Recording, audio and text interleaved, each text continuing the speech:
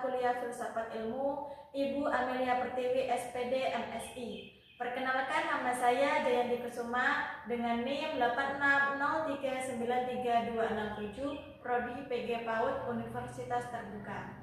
Pada video ini saya akan membahas bagaimana peran ontologi, epistemologi, dan aksiologi membentuk dasar-dasar filsafat ilmu dan keterkaitan ketiganya sebagai fondasi dasar filsafat ilmu. Selamat menonton. Yang pertama mengenai ontologi. Di sini ontologi membahas tentang objek kajian ilmu dan hakikat realitas. Contohnya dalam konteks pendidikan anak usia dini. Kita bayangkan, kita melihat anak-anak sedang bermain balok. Yang dikaji dalam ontologi di sini bukan hanya baloknya saja, tetapi kita melihat dari proses belajar anak-anak itu sendiri, dari mulai interaksinya dan perkembangan aspek kognitif maupun motoriknya. Ontologi di sini juga mengajak kita berpikir, apakah dengan bermain balok ini hanya sekedar aktivitas bermain? Ternyata tidak. Bagi guru, bermain balok itu adalah sebuah proses belajar. Namun menurut anak-anak sendiri, aktivitas bermain balok itu merupakan hal yang menyenangkan. Jadi, satu realitas yang sama bisa memiliki makna yang berbeda, tergantung sudut pandang kita melihatnya. Yang kedua mengenai epistemologi. Epistemologi di sini membahas tentang bagaimana pengetahuan itu diperoleh. Dalam konteks bermain balok di pendidikan anak usia dini, guru memperoleh pengetahuan dari yang pertama melalui observasi terhadap anak itu sendiri. Yang kedua, mencatat perilakunya saat anak bermain balok. Dan yang ketiga, menganalisis perkembangan mereka. Di sini contohnya guru dapat mengetahui dari kegiatan sederhana yaitu bermain balok, mengetahui bahwa apakah anak ini mampu menyusun balok sesuai bentuk yang diinginkan.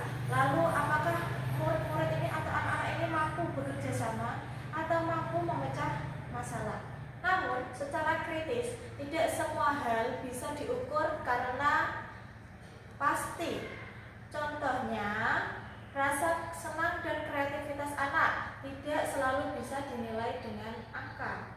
Ini menunjukkan bahwa metode ilmiah memiliki keterbatasan, terutama dalam hal aspek subjektif anak.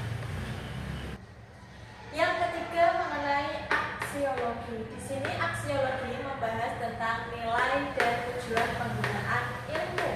Dalam kegiatan bermain balok di pendidikan anak usia dini tadi, ilmu digunakan untuk mendukung perkembangan anak, untuk meningkatkan kreativitas anak dan melatih kerjasama anak. Secara kritis, jika kegiatan bermain hanya fokus pada hasil, misalnya anak dituntut untuk menunjukkan bentuk tertentu, maka nilai bermain bisa hilang. Padahal yang terpenting adalah proses belajar anak dan pengalaman anak itu sendiri. Ini menunjukkan bahwa penggunaan ilmu harus tetap memperhatikan nilai dan etika pendidikan anak itu sendiri. Lalu bagaimana keterkaitan ketiganya? Ontologi di sini membutuhkan epistemologi. Epistemologi juga membutuhkan aksiologi, dan aksiologi berkaitan dengan ontologi. Ketiganya saling berkaitan.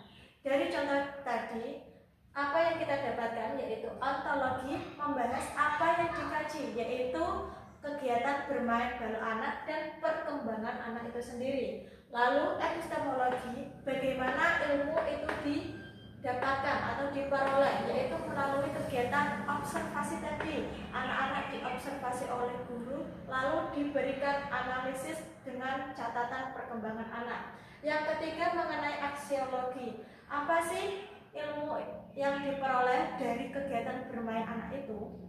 Untuk apa ilmu itu dikembangkan? Yaitu untuk mendukung perkembangan dan kreativitas anak dalam proses pembelajaran.